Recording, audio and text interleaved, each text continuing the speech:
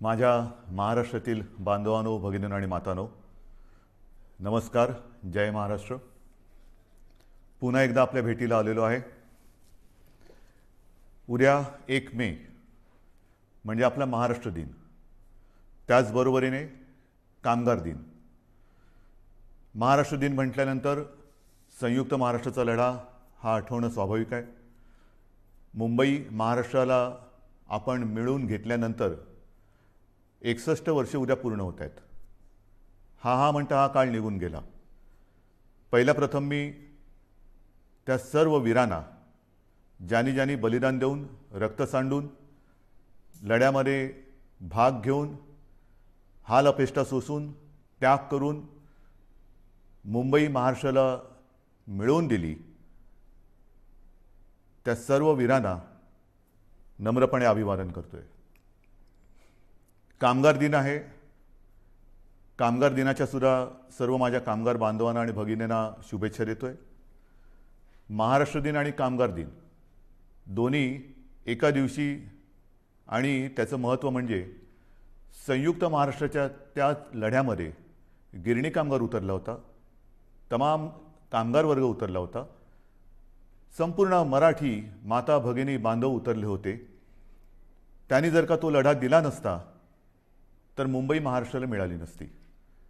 आणि म्हणून शेतकरी आणि कामगार ह्या दोघांचंही अत्यंत मोलाचं योगदान आपल्या या महाराष्ट्र दिनाच्या निमित्ताने आठवून, त्यांचं स्मरण करून त्या सर्वांना मानाचा मुजरा करणं हे आपलं कर्तव्य आहे. गेल्याही वर्षीचा 1 मे म्हणजे आपल्या महाराष्ट्र राज्याला 60 वर्ष झाली. यावर्षी 61 वर्षे झाली. दोन्ही महाराष्ट्राचे आपले हे दिवस आपल्याला, गेल्या वर्षी तर लॉकडाऊनच होता आणि याही वर्षी तसा काही फारसा फरक नाही आहे. हे काय आपल्या मागे दुष्टचक्र लागले काय कळत नाही आहे. आज मला आठवतोय तो 2010चा, ज्यावेळेला संयुक्त महाराष्ट्राला 50 वर्षे झाली होती, तो सुवर्ण महोत्सवी महाराष्ट्र दिन. आपल्यापैकी अनेक जण आले असतील. बांद्रा कुर्ला कॉम्प्लेक्सला लाखो लोक जमली होती. स्वतः शिवसेना प्रमुख होते, आपले बाबासाहेब पुरंदरे होते, संपूर्ण मंगेशकर कुटुंबीय होतं, आणि लता दिदींनी ती पुन्हा एकदा आठवण जागवली होती. बहु असो तो सुंदर, जे गीत त्यांनी त्यावेळेला जवाहरलालजींच्या समोर गायलं होतं, त्यांनी त्या आठवणी पुन्हा जाग्या करून दिल्या. आणि तो सुवर्ण महोत्सव, तो सुवर्ण क्षण आज सुद्धा माझ्या डोळ्यासमोर आहे. ठीक आहे, हाही काळ जाईल आणि पुन्हा एकदा तो सुवर्ण दिन आपण त्याच सोन्याच्या झळाळीने साजरा करू शकू, नव्हे तो करूच, हा मला आत्मविश्वास आहे. साधारणतः आता आपण लॉकडाऊन सदृश्य निर्बंध घालून गेले काही दिवस, मी काही दिवस मोजत बसलेलो नाही आहे, पण झालेले आहेत. लॉकडाऊनसारखं तुम्ही बंधनं आम्हाला टाकली, मग नेमकं झालं काय, केलं काय? कालच आपल्या माननीय उच्च न्यायालयाने आपल्या ॲडव्होकेट जनरल साहेबांना विचारलेलं आहे की जी काही बंधनं आज लावलेली आहेत त्याहीपेक्षा अधिक कडक, म्हणजे जसं गेल्या वर्षी लावला होता तसा कडक लॉकडाऊन लावण्याची आवश्यकता आहे का, हे तुम्ही सरकारला विचारा. मी आपल्याला विचारतोय. मला विचाराल तर मला असं वाटतं याच्याहून काही कडक करण्याची आवश्यकता जरी वाटत असली तरी तशी वेळ येणार नाही. कारण तेवढ्या समजुतीने माझ्या महाराष्ट्रातील माता भगिनी आणि तमाम बांधव हे वागत आहेत, समजूतदारपणा दाखवत आहेत, हिंमत दाखवत आहेत, जिद्द दाखवत आहेत, संयम पाळत आहेत. आणि मग नेमक्या ह्या बंधनाचा आपल्याला काय उपयोग झाला? रुग्णसंख्या ओसरली का? ओसरली नाही.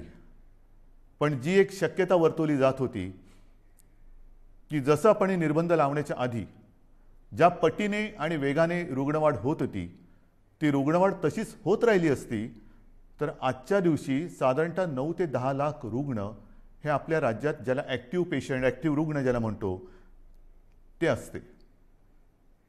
आपण जो संयम दाखवला, मी आपल्याला काही बंधनं घातली, अक्षरशः त्या दिवशी मलाही आपल्याला सांगणं जड जात होतं पण करू काय?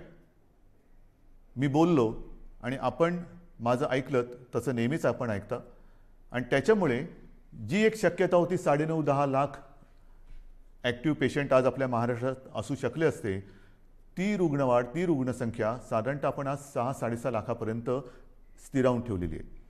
अजूनही रुग्णवाढ उतारायला लागलेली नाही आहे, पण वाढ होत होती ती मात्र आपण थांबवलेली आहे, एक स्थिरावलेली आहे.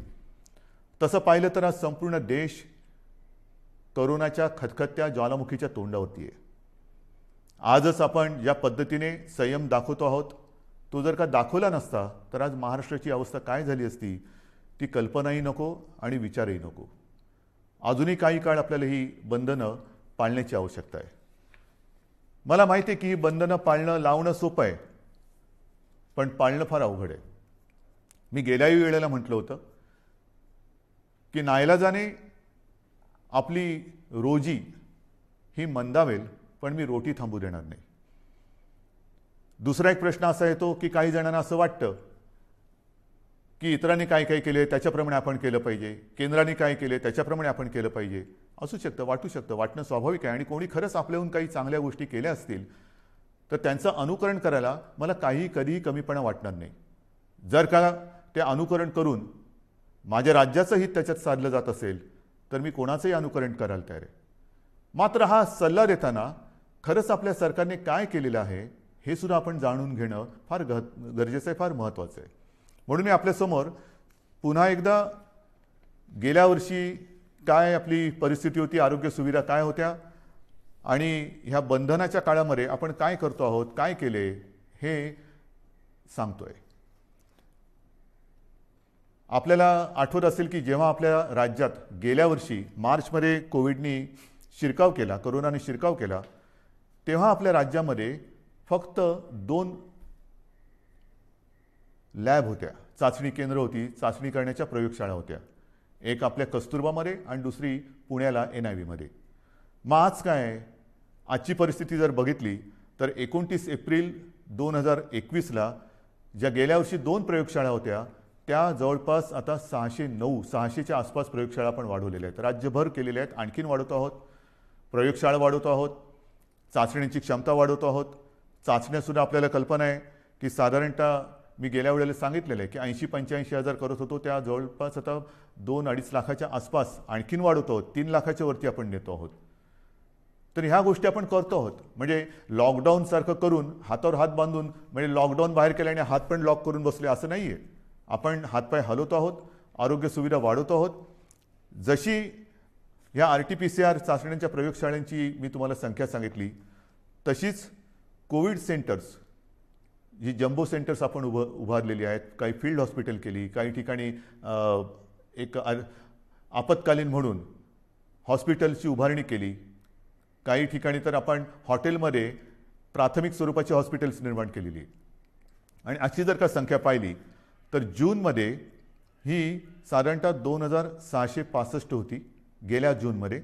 आता ही साधारणतः 5000 म्हणजे 5500च्या आसपास आपण केलेली आहे. 5500 कोविड केअर सेंटर्स हे आपण राज्यात उभारलेली आहेत.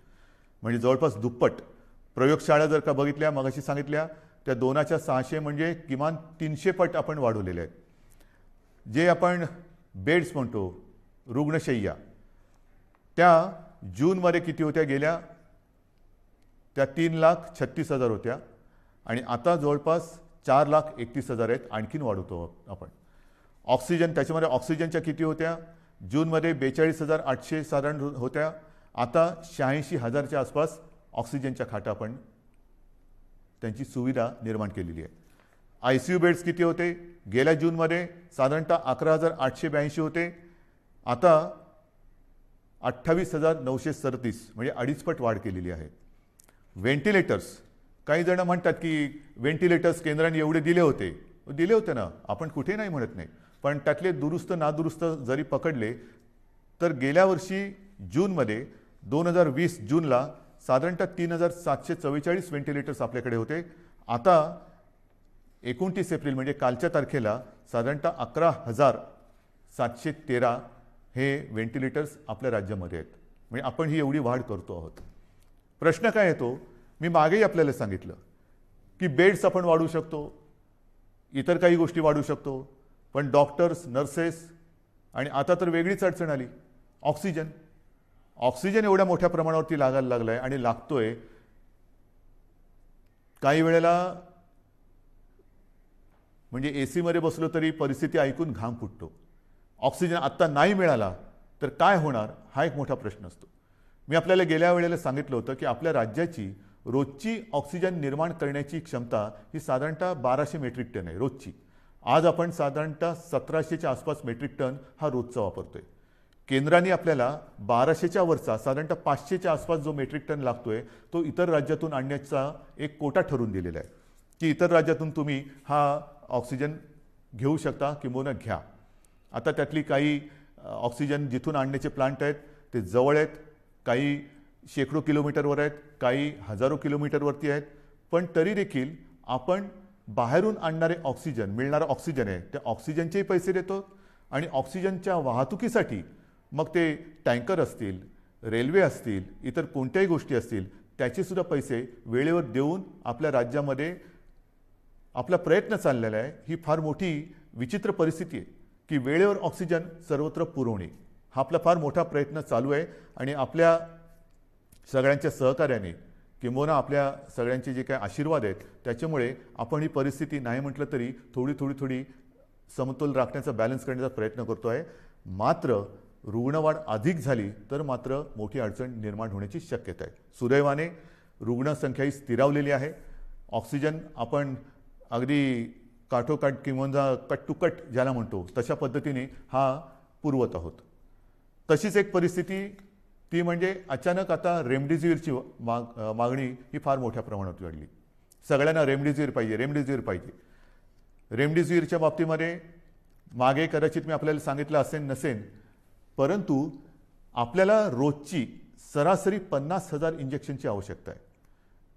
आपण आज किती मिळवत आहोत तर केंद्राने, कारण ह्याचं जे वितरण आहे तर ऑक्सिजन सारखं केंद्राने रेमडेसिवीर इंजेक्शनचं सुद्धा वितरण हे स्वतःच्या हातात घेतलेले आहे. कोणत्या राज्याला किती, कारण परिस्थिती फारच वाईट आहे. प्रत्येक राज्याला ऑक्सिजन पाहिजे, इंजेक्शन्स पाहिजे, रेमडेसिवीर पाहिजे, व्हेंटिलेटर्स पाहिजेत. तर आपल्याला साधारणतः सुरुवातीला केंद्राने दर दिवशी 26,700-800च्या आसपास ही इंजेक्शन्स मिळतील अशी व्यवस्था केली होती. आपली मागणी 50,000ची आहे. मग त्याच्यानंतर मी माननीय पंतप्रधानांना विनंती केली आणि त्यांनी ती मान्य केली. त्याच्यानंतर 43,000 दर दिवशी अशी मागणी आपली मागणी मान्य झाली. मागणी म्हणजे आपल्याला 50,000 पाहिजे, पण 43,000ची सोय करण्यात आली. आज साधारणतः 35,000च्या आसपास ही रोजची इंजेक्शन्स आपल्याला मिळत आहेत. त्याचे सुद्धा आपण पैसे देऊन ही इंजेक्शन्स घेतो आहे. मात्र ही इंजेक्शन्स पुरवत असताना एक गोष्ट मात्र मी राज्यातील तमाम जे कोविड केअर सेंटर्स आणि कोविडच्या हॉस्पिटलमध्ये काम करणारे डॉक्टर्स आहेत त्यांनाही सांगतोय आणि रुग्णांनाही सांगतोय, त्यांच्या नातेवाईकांनी सांगतोय की नीट लक्षात घ्या. WHO किंबहुना आपल्या टास्क फोर्सनी आणि केंद्राच्या डॉक्टर्सनी सुद्धा, तज्ज्ञांनी सुद्धा आपल्याला एक सावधानतेचा इशारा दिलेला आहे. तो म्हणजे रेमडेसिवीरचा अनावश्यक अनाठायी वापर करू नका. गरज नसेल तर रेमडेसिवीर वापरू नका, कारण गरज नसताना दिलं आणि जरुरीपेक्षा जास्त दिलं तर औषधाचे दुष्परिणाम सुद्धा होण्याची शक्यता नाकारता येत नाही. आणि म्हणून मी सर्वांना सांगतोय की रेमडेसिवीर द्यायचं की नाही हा जो काही निर्णय आहे तो आपल्यावरती उपचार करणाऱ्या डॉक्टरांना घेऊ द्या. याचा अर्थ असा नाही की आपल्याकडे रेमडेसिवीरचा तुटवडा आहे, अजिबात नाही. तो तर आपण आणतो आहोत. जसजसा साठा आपल्याला पुरवठा वाढतोय तसतसं आपण ते वितरण करतोय. पण अनावश्यक रेमडेसिवीरचा वापर हा आपण करू नये अशी माझी सर्वांना एक नम्र विनंती आहे. या सगळ्या गोष्टी सांगत असताना ऑक्सिजन हा एक विषय आहेच. ऑक्सिजनबद्दल मी आपल्याला सांगितलं की ऑक्सिजन हा आपल्याला किती लागतो, किती मिळतोय. मग तुम्ही विचाराल की हे असं किती दिवस चालणार, आणखीन किती दिवस आपण बाहेरून ऑक्सिजन आणणार. मी कालच आपण वृत्तपत्रात वाचलं असेल की कालच मी आपल्या राज्यातील सर्व जिल्हाधिकारी आणि विभागीय आयुक्तांची बैठक घेतली आणि त्या बैठकीमध्ये मी त्यांना स्पष्ट सूचना दिलेल्या आहेत की गेल्या काही दिवसांमध्ये आपण संपूर्ण राज्यात, जिल्ह्यांमध्ये, तालुक्यामध्ये जी काही हॉस्पिटल्स आहेत त्या हॉस्पिटल्समध्ये ऑक्सिजन निर्माण करणारे किंबहुना ऑक्सिजन पुरवणाऱ्या प्लांटची व्यवस्था करा. त्याप्रमाणे आपण टेंडरसुद्धा काढलेली आहेत, खरेदी सुरू झालेली आहे. एक गोष्ट लक्षात घ्यायला पाहिजे की एखादी गोष्ट प्लांट उभा करायचा असेल तर तो प्लांट त्याच्या उभारणीसाठी नाही म्हटलं तर एक 15-20 दिवस हे लागतात आणि तो कार्यान्वित करण्यासाठी एक साधारणतः 20-25 दिवस काळ हा लागू शकतो. म्हणजेच काय की काही ठिकाणी आपण काम सुरू केलेलं आहे, येत्या काही दिवसामध्ये हे सगळे प्लांट्स आपले सुरू होतील आणि त्याच्यानंतर मात्र मला खात्री आहे एकतर वेळ तशी येणार नाही, पण कोविडची जर का तिसरी लाट जरी आली तरी ऑक्सिजन आपल्याला कुठेही कमी पडू द्यायचा नाही. ही एक आपण तयारी केलेली आहे. त्याचं फळ हे त्यावेळेला नक्की मिळेल, पण ती वेळ येऊ नये ही माझी एक प्रार्थना आहे. आपल्याला सर्वांना माहिती आहे की याच्यामध्ये काय काय करावं लागतं. आता ताबडतोबीने काय करायचं, तर काही ठिकाणी आपण हाही एक प्रयत्न केलेला आहे आणि करतो आहोत की लिक्विड ऑक्सिजन हा त्याची ने-आण करता येऊ शकते, पण गॅस ऑक्सिजन त्याची ने-आण करता येणं हे शक्य नसतं. मग काय करायचं, तर जिथे जिथे हा गॅस ऑक्सिजन उपलब्ध आहे तो वाहून नेता येणं शक्य नसल्याने आपण त्याच्या बाजूला कोविड केअर सेंटर टाकतो आहोत. म्हणजे ऑक्सिजन जर का रुग्णापर्यंत नेऊ शकत नसू तर रुग्ण हे त्याच्या बाजूला आणतो आहोत आपण. हाही एक प्रयत्न करतो आहे आणि अशा प्रयत्नामध्ये आपण महाजनकोच्या खापरखेडा आहे, अकोला आणि परळी येथील केंद्रानजीकच्या केंद्रानजीक आपण मोठ्या प्रमाणावरती जम्बो कोविड सेंटर टाकतो आहे. अगदी नागोठण्याला करतोय रिलायन्सच्या प्रकल्पाच्या बाजूला. त्याच्यानंतर पेणमध्ये आपण JSW कंपनीच्या रुग्णालयात तिथे सुद्धा आपण हे जम्बो केअर सेंटर करतो आहोत. म्हणजे कोणताही प्रयत्न आपण सोडत नाही. लॉयड स्टीलच्या वर्धा परिसरामध्ये 1000 बेडची आपण सुविधा निर्माण करतो आहोत. कुठेही आपण सोडत नाही आहोत. त्याचबरोबर ऑक्सिजन कॉन्सन्ट्रेटर मोठ्या प्रमाणावरती आपण प्राप्त करण्याचा प्रयत्न करतो. सुरुवातही झालेली आहे. सुमारे 350 PSA ऑक्सिजन प्लांट 350 त्याच्यात 10 सुमारे केंद्राने दिलेले आहेत. एक 10च्या आसपास हे प्लांट आपल्याला केंद्र सरकारने दिलेत, पण राज्य सरकार आपल्या माध्यमातून आपल्या खर्चाने सुमारे 350 PSA ऑक्सिजन प्लांट हे लावतो आहोत आणि येत्या काही दिवसात हे कार्यान्वित होतील. चाचण्यांची सुद्धा मी तुम्हाला परिस्थिती सांगितलेली आहे की रोज सुमारे 2.5 लाख चाचण्या आपण करतो आहोत. त्या आणखीन 3 लाखाच्या वरती आपण जाणार आहोत. याच्यामध्ये सुद्धा सुमारे 60% आसपास 60 ते 70% या RT-PCR आहेत आणि उरलेल्या ह्या रॅपिड अँटीजेन टेस्ट आहेत. म्हणजे आपण सर्वतोपरी प्रयत्न करतो. पण होतंय काय की काही वेळेला ह्या सगळ्या गोष्टी करत असताना गेलं वर्ष हे एवढं ताणतणावाचं गेलेलं आहे आणि तो ताणतणाव कमी होण्याच्या ऐवजी आणखीन वाढलेला आहे. म्हणजे गेलं वर्षभर आपली संपूर्ण आरोग्य यंत्रणा, मग ती आपली डॉक्टर्स वगैरे सगळी मंडळी आली आणि यंत्रसामुग्रीसुद्धा ही एक क्षणसुद्धा उसंत न घेता ही चालते. मग ते ऑक्सिजन प्लांट चालू आहेत, AC चालू आहेत, व्हेंटिलेटर चालू आहेत, सगळ्याच काही गोष्टी चालू आहेत आणि ह्या सगळ्या गोष्टी त्यासुद्धा ताण किती सहन करणार. मग आपण पाहिलं असाल की गेल्या काही दिवसामध्ये काही ठिकाणी दुर्घटना घडत आहेत. नाशिकला ऑक्सिजन प्लांटमध्ये लिकेज झालं. त्याच्यानंतर विरारच्या इकडे AC ब्लास्ट झाला, तिकडे ऑक्सिजन होता, त्यांनी एवढा भडका घेतला की हालचाल करायला वेळ मिळाली नाही. अशा काही दुर्घटना ह्या घडताना दिसत आहेत. आणि मग पंचायत अशी होते की स्वतःच्या जीवाचा विचार न करता जीवावर उदार होऊन जे सगळे आपले कर्मचारी आहेत, डॉक्टर्स, नर्सेस, वॉर्ड बॉयज सगळे हे हताश होऊन जातात. म्हणजे मी नाशिकची दुर्घटना झाल्यानंतर दुसऱ्या दिवशी तिथल्या सर्व कर्मचाऱ्यांशी झूम कॉन्फरन्स केली. अक्षरशः तुम्हाला सांगतो काही जण माझ्याशी बोलताना रडायला लागले होते की आम्हाला बघवत नव्हतं ते दृश्य की समोर ज्यांच्यासाठी आम्ही पूर्ण आटोकाट प्रयत्न करून जीव वाचवण्याचा प्रयत्न करतो ते रुग्ण ऑक्सिजनची गळती झाल्यामुळे तळमळताना आम्हाला पाहवत नव्हतं. काय करू शकतो.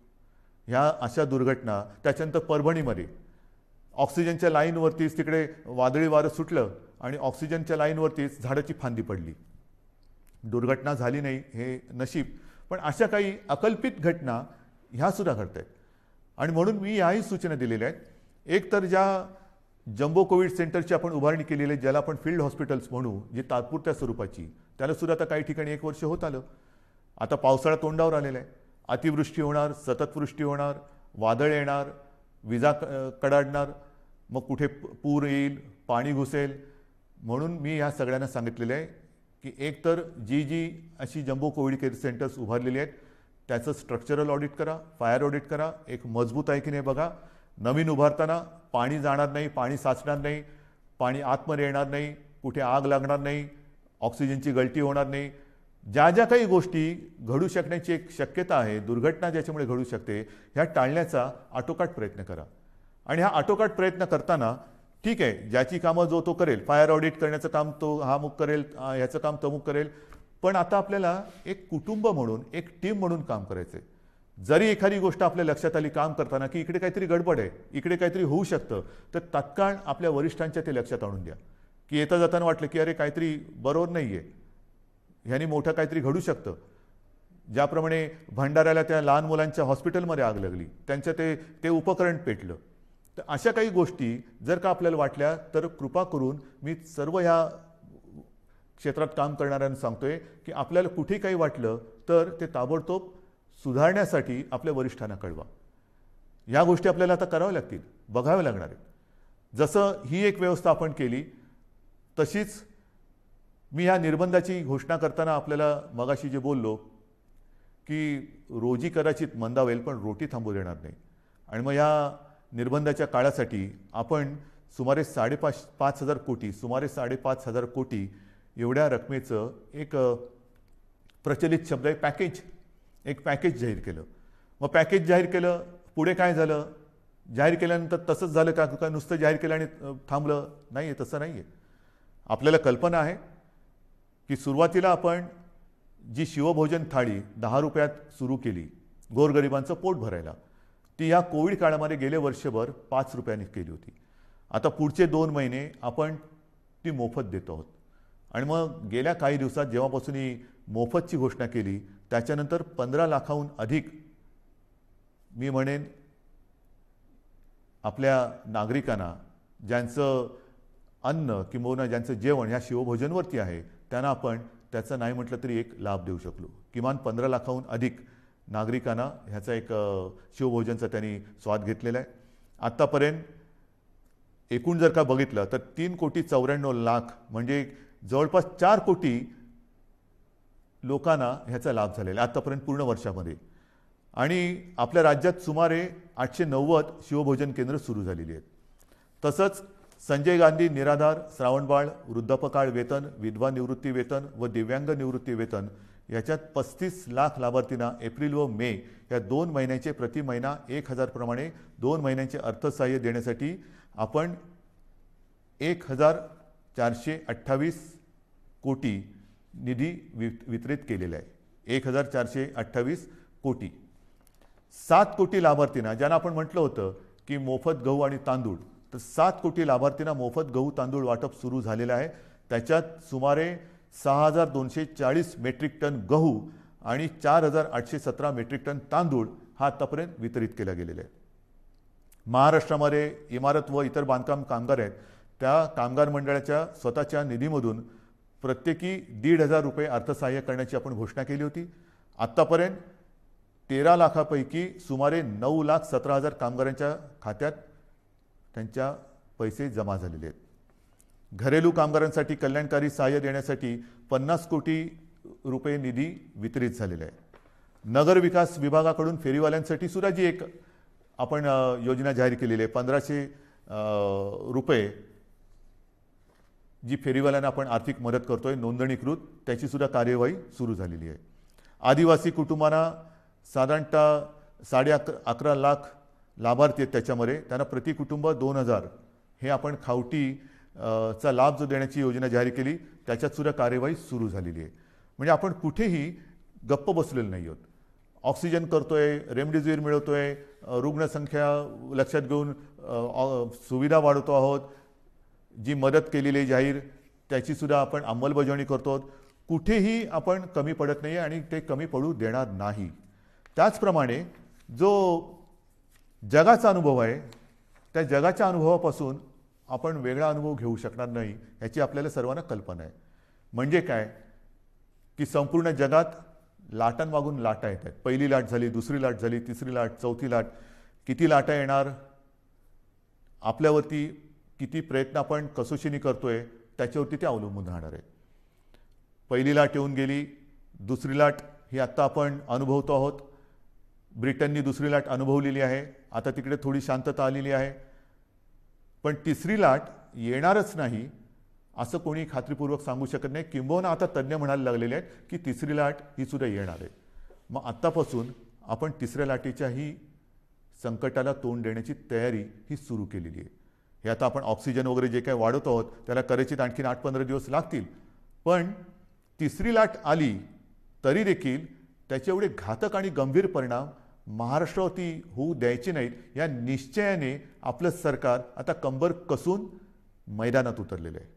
तसं ते उतरलेलं होतंच. पण झालं काय की दुसरी लाट येण्याची अपेक्षा होती, साधारणतः ती येईल अशी एक अपेक्षा होती. पण एवढ्या मोठ्या प्रमाणावरती येईल अशी कोणाचीच अपेक्षा नव्हती. देशात कोणाचीच तशी तयारी नव्हती आणि ती आली. आता तिसरी लाट आल्यानंतर जर का पुन्हा थोडीफार निर्बंध लावण्याची आवश्यकता वाटली तरी देखील अर्थचक्र थांबता कामा नये. म्हणून आपल्याला कल्पना आहे, मी गेल्या महिन्यात एकदा दोनदा आपल्या राज्यातील प्रमुख उद्योजकांशी बोललेलो आहे. सर्व कामगार संघटनांच्या युनियन लीडर्सबरोबर बोललेलो आहे आणि त्यांना सुद्धा तिसऱ्या लाटेची तयारी करताना काय काय तयारी मला त्यांच्याकडनं अपेक्षित आहे किंवा त्यांनी काय करायला पाहिजे ह्याची मी त्यांना कल्पना दिलेली आहे. म्हणजे आपण सर्व थरावरती सर्व पातळीवरती प्रयत्न करतो आहोत आणि मला खात्री आहे की ही तिसरी लाट आपल्या सगळ्यांच्या सहकार्याने आपण थोपवल्याशिवाय राहणार नाही. आपल्यावरती सुरुवातीला काही जणांनी टीका केली की महाराष्ट्र काय करतोय, महाराष्ट्रामध्ये रुग्णसंख्या बघा कशी वाढते, लॉकडाऊन लावू नका, आम्ही आता सहन करणार नाही. पण आता जर का आपण तो लॉकडाऊन सारखी परिस्थिती निर्बंध लावले नसते तर काय परिस्थिती झाली असती हे देशातलं इतर चित्र बघितलं तर लक्षात येतं. आपल्यानंतर आजूबाजूच्या राज्यांनी सुद्धा लॉकडाऊन लावलेले आहेत. थोडक्यामध्ये काय की हा व्हायरस आहे आणि हा व्हायरस त्याचं मार्गक्रमण हा त्याच्या पद्धतीने करतोय, ते काही आपल्या हातामध्ये नाही आहे. आता हे सगळं सांगून झाल्यानंतर एक महत्त्वाचा मुद्दा आहे, तो म्हणजे लसीकरण. गेल्या साधारणतः जानेवारीपासून लसीकरणाला आपल्या देशात सुरुवात झाली. आज लसीकरणाची परिस्थिती काय आहे तर सुमारे 1,58,00,000 नागरिकांचे लसीकरण आपण पूर्ण केलेले आहे. म्हणजे कदाचित आपण देशामध्ये लसीकरणाच्या बाबत नंबर 1चं राज्य आहोत. चाचण्यांच्या बाबतीत सुद्धा कदाचित आपण नंबर 1चं राज्य असू. आरोग्य सुविधांच्या बाबतीत सुद्धा कदाचित आपण देशात नंबर 1चं राज्य असू. पण दुर्दैवाने त्याचबरोबरीने रुग्णवाढीमध्ये सुद्धा आपण फार पुढे आहोत. आणि मग ही परिस्थिती लक्षात घेतल्यानंतर आपण जे काय आता ठरवलेलं आहे, कारण आपल्या 2 विनंत्या माननीय पंतप्रधानांनी मान्य केल्या. एक म्हणजे सुरुवातीला मी विनंती केली होती की 45 वयापर्यंत म्हणजे वयाच्या नंतर वरून सुरू केली ज्येष्ठ नागरिक म्हणून. तर आधी ज्येष्ठ नागरिक म्हणजे 60, 55, 50, तर मी म्हटलं तर 45 आणि अधिक, म्हणजे ही जी काय वयोमर्यादा आहे ती 45 पर्यंत तुम्ही खाली आणा. तशी त्यांनी ती आणली. त्याच्यानंतर मी विनंती केली होती की 25च्या वरील सर्वांना लस देण्याची आम्हाला अनुमती द्या. ती तर त्यांनी 18 पासून सुरू केली. त्याच्याबद्दल मी माननीय पंतप्रधानांचे धन्यवाद मानलेलेच आहे, त्यांना त्यांचे आभार मानलेले आहेत, धन्यवाद दिलेले आहेत. आता 1 मे पासून 18 ते 44 या वयोगटातील नागरिकांची लसीकरणाची जबाबदारी केंद्र सरकारने आपल्यावर टाकलेली आहे आणि आपण ती समर्थपणाने पेललेली आहे. 18 ते 44 या वयोगटात सुमारे 6 कोटी नागरिक हे आपल्या राज्यामध्ये आहेत. सुमारे 6 कोटी म्हणजे 6 कोटी आणि जर का त्यांना त्यांना 2 डोस द्यावे लागतात, म्हणजे 6 कोटी अधिक 6 कोटी 12 कोटी डोसेस हे आपल्याला लागणार आहेत. 12 कोटी डोसेस कसे आणणार, पैसे कुठून आणणार, आर्थिक चणचण आहे. आर्थिक चणचण आहे, जरूर आहे, पण आपल्याला शेवटी जीव महत्त्वाचा आहे. माझा प्रत्येक नागरिक त्याचा जीव मुख्यमंत्री म्हणून मला आणि आपल्या महाविकास आघाडीच्या सरकारला महत्त्वाचा आहे. आणि मग हे एकदा ठरवल्यानंतर 12 कोटी डोसेस जी काय किंमत असेल ती किंमत एक रकमी एका चेकने देऊन आपण ही संपूर्ण लस घेण्याची तयारी आणि आपली क्षमता ही ठेवलेली आहे. जर आज आपल्याला 12 कोटी डोसेस मिळत असतील तर त्याची सर्व किंमत, त्याची जे काय पैसे असतील ते एक रकमी एका चेकने देऊन हे आपण घेण्याची तयारी ठेवलेली आहे. ती एवढ्यासाठी की कोणत्याही परिस्थितीत आपल्याला या संकटातून बाहेर पडायचं आहे. ही आपली ताकद आहे, ही आपली क्षमता आहे आणि ही ताकद ही तुमच्याच आशीर्वादाची ताकद आहे. ही काय आम्ही इकडून तिकडून नाही आणलेली. पण होतंय असं की ज्याप्रमाणे रेमडेसिवीर आहे, ऑक्सिजन आहे, त्याचप्रमाणे या लसीचा सुद्धा एक पुरवठा त्याला मर्यादा आहे. ज्या लस उत्पादकांशी आम्ही बोलतो आहोत, आज तरी आपल्या देशामध्ये 2च लस उत्पादक आहेत. एक सिरम पुण्याला आहे आणि भारत बायोटेक आहे. या दोघांची आपण बोलतोय. तिसरी स्पुटनिक ही येणार म्हणतात, त्यांच्याशी आपण बोलतोय. ज्या ज्या कंपन्या ज्यांना परवानगी मिळेल त्या सर्वांशी आपण बोलणार आहोत किंबहुना बोलतो आहोत. पण तूर्त तरी आज ह्या 2 कंपन्या ज्या प्रमुख आहेत त्या दोघांची उत्पादन क्षमता लक्षात घेतली तर आपल्याला हा जो काय साठा आहे, हा जो काय पुरवठा आहे तो परत केंद्राने ठरवून दिलेला आहे. आणि कालच पत्र आले की या मे महिन्यामध्ये आपल्याला सुमारे 18 लाख आणि काहीतरी लसचे डोस हे मिळणार आहेत. हे 18 ते 44. माझी अपेक्षा आहे की या व्यतिरिक्त 45 वर्षाचा जो साठा आहे, पुरवठा आहे, तो नियमितपणाने केंद्र सरकार आपल्याला करत राहील. पण 18 ते 44 काही जणांचा असा गैरसमज कदाचित झाला असेल की केंद्र सरकार 18 ते 44 वयोगटातील नागरिकांचं सुद्धा लसीकरण मोफत करत आहे. मला असं वाटतं की त्यांनी थोडी माहिती घेण्याची गरज आहे. केंद्राने स्पष्ट निर्देश तसे दिलेले आहेत की जी काही लस उत्पादित होते त्याच्यामध्ये 50% हे केंद्र सरकार घेणार आहे आणि उरलेल्या 50%मध्ये इतर सर्व राज्य, त्याच्यामध्ये काही उद्योग समूह आणि खाजगी हॉस्पिटल्स यांच्यासाठी हा 50% साठा किंवा जो काही कोटा आहे तो त्यांनी विभागून दिलेला आहे. मग आपली तयारी तर 12 कोटी डोस घ्यायची आहे. आपल्याला मिळत आहेत किती? या महिन्यात 18 लाख. आज आपल्याकडे 3 लाख आलेले आहेत. 3 लाख आज आलेले आहेत. 18 लाख ह्या महिन्यात मिळतील सांगितलेलं आहे. तारीख अजून मिळालेली नाही आहे. पण आता आपल्याला थांबता नाही येणार, अजिबात थांबून चालणार नाही. कारण या संकटातून बाहेर पडायचं असेल तर ज्याप्रमाणे ब्रिटनने केलं, त्यांनी त्यांच्या लोकसंख्येतला एक मोठा टक्का हा लसीचा पहिला डोस देऊन सुरक्षित केलेला आहे. आपल्याला सुद्धा त्याचप्रमाणे जावं लागेल. लस जशी मिळेल, जशी उपलब्ध होईल तशी ती घेऊन आपल्याला आपल्या नागरिकांना ती दिलीच पाहिजे आणि ते आपलं सरकार दिल्याशिवाय राहणार नाही. आणि म्हणून मी आपल्याला एक विनंती करायला आज मुद्दामून आपल्यासमोर आलेलं आहे. उद्यापासून आपण 18 ते 44 या वयोगटातील नागरिकांचं लसीकरण हे जसजसं आपल्याला लसीचा पुरवठा मिळतोय तसतसं सुरू करतो आहे. 18 म्हटल्यानंतर युवा आलाच आणि युवा आला म्हटल्यानंतर उत्साह आलाच. काल सुद्धा आपण पाहिलं असेल की कोविन ॲप हे कोसळलं. जसं गेल्या वेळेला सुद्धा लसीकरण सुरू केलं आणि ते ॲप क्रॅश झालं, तसंच काल हे ॲप क्रॅश झालं. होणार, हे काही दिवस होणार. जोपर्यंत हे मार्गी लागत नाही तोपर्यंत ह्या थोड्या गोष्टी होणार आणि त्या होऊ नयेत म्हणून आज मी पुन्हा एकदा माननीय पंतप्रधानांना विनंती केलेली आहे, पत्र पाठवलेलं आहे की एक तर आपण केंद्र म्हणून प्रत्येक राज्यासाठी एक वेगळं ॲप तयार करून ते आपल्या मुख्य ॲपला जोडा किंवा सर्व राज्यांना त्यांची ॲप तयार करण्याची परवानगी द्या की प्रत्येक राज्य आपला ॲप तयार करेल आणि ती ॲप आपल्या मुख्य ॲपबरोबर जोडली जातील. आता हे झालं तर सुविधा अधिक वाढेल, लसीकरण त्याचं नोंदणी हे अधिक सुरळीत होईल. परंतु हे जोपर्यंत होत नाही तोपर्यंत आज जसं आपण संयम दाखवत आहात तसाच संयम हा उद्यापासून आपल्याला दाखवावा लागेल. ॲपवरती नोंदणी करून ज्यांचं लसीकरण जिथे जिथे असेल त्यांना त्याच्याप्रमाणे माहिती मिळेल की कुठे आपण जायचं आहे, कधी जायचं आहे हे आपल्याला त्या ॲपवरनं कळेल आणि त्याचप्रमाणे आपण त्या केंद्रावरती जा. महत्त्वाची सूचना आहे ही. ह्याचं कारण असं की आपण फोटो बघतो आहोत. लसीचा पुरवठा फार मर्यादित आहे. लस उत्पादन हे आज मर्यादित क्षमतेमध्ये होत आहे. साधारणतः जून जुलैपासून ही क्षमता वाढेल अशी आपल्याला माहिती मिळालेली आहे आणि तोपर्यंत लसीकरण केंद्रावरती गर्दी करणं हे हितावह नाही आहे. कारण जी झुंबड तिकडे उडताना दिसते, मी साहजिक आहे, मी समजू शकतो. आपल्याला सर्वांनाच बंधनाचा नाही म्हटलं तरी उभं आलेलं आहे, कंटाळा आलेला आहे आणि ज्या बातम्या आपण पाहतो आहोत, बघतो आहोत त्या बघितल्यानंतर मन सुन्न होऊन जातं, विषण्ण होऊन जातं की काय चाललेलं आहे, कसं करायचं, काय म्हणजे नाही म्हटलं तरी या कोविडची दहशत आहे. तर त्या दहशतीतून बाहेर पडण्यासाठी, भीतीतून बाहेर पडण्यासाठी लसीकरण केंद्रावरती गर्दी करून काही होणार नाही. आपल्याकडे लसीचा साठा ज्याप्रमाणे येतोय त्याचप्रमाणे तो दिला जाणार आहे. एक लक्षात घ्या, उद्यापासून 18 ते 44 या वयोगटातील नागरिकांचं लसीकरण जे सुरू होते उद्या पहिली लस दिली जाणार आहे, शेवटची नाही.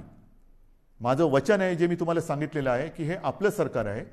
18 ते 44 वयोगटातील नागरिकांची जबाबदारी जी लसीकरणाची केंद्राने राज्यावरती दिलेली आहे ती पूर्णपणे पेलायला आपलं सरकार समर्थ आहे. त्याची तयारी ही आपण पूर्ण केलेली आहे.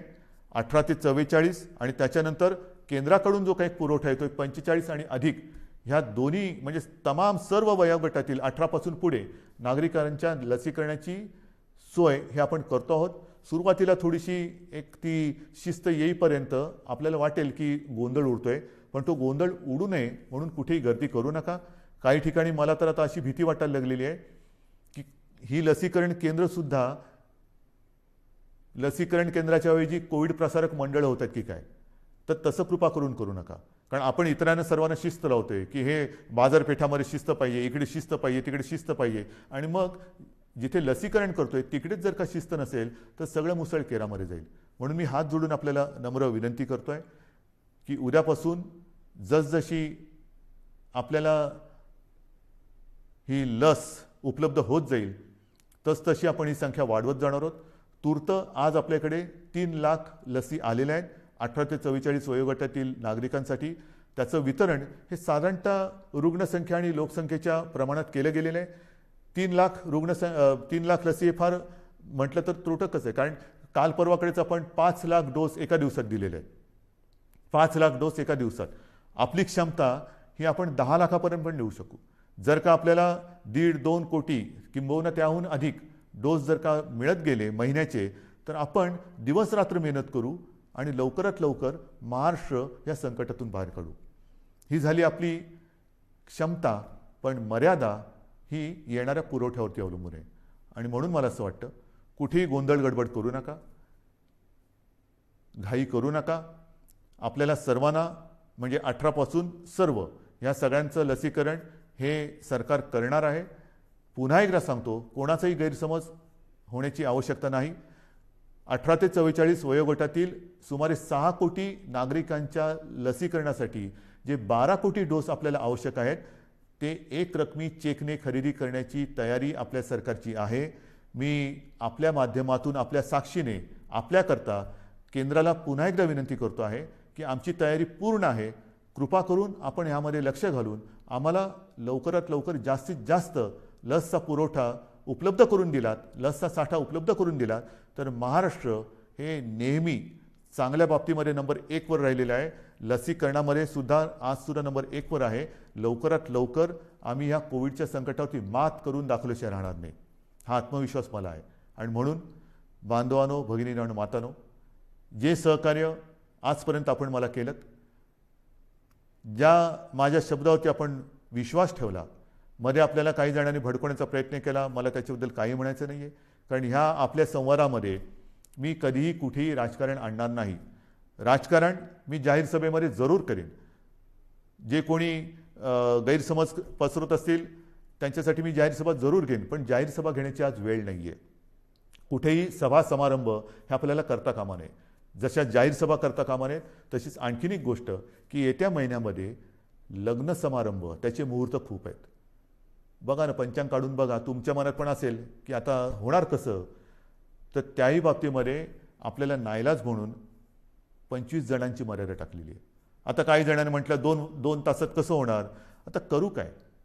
नाही तर काही जण मी हेही बघितलेले आहे की 25 जणांची मर्यादा आहे ना, दर 15 मिनिटाला 25 तसं नाही. म्हणून नाईलाज आहे आपला. थोडंसं ह्या परिस्थितीचं गांभीर्य सगळ्यांनीच लक्षात घेण्याची आवश्यकता आहे. तसं ते आपण घेतलेलं आहे. मग लग्न समारंभ असेल, धार्मिक, राजकीय, सामाजिक कोणतेही कार्यक्रम, त्याला आपण बंधनं घातलेली आहेत. इतर कार्यक्रमांतर आपण बंदीच घातलेली आहे.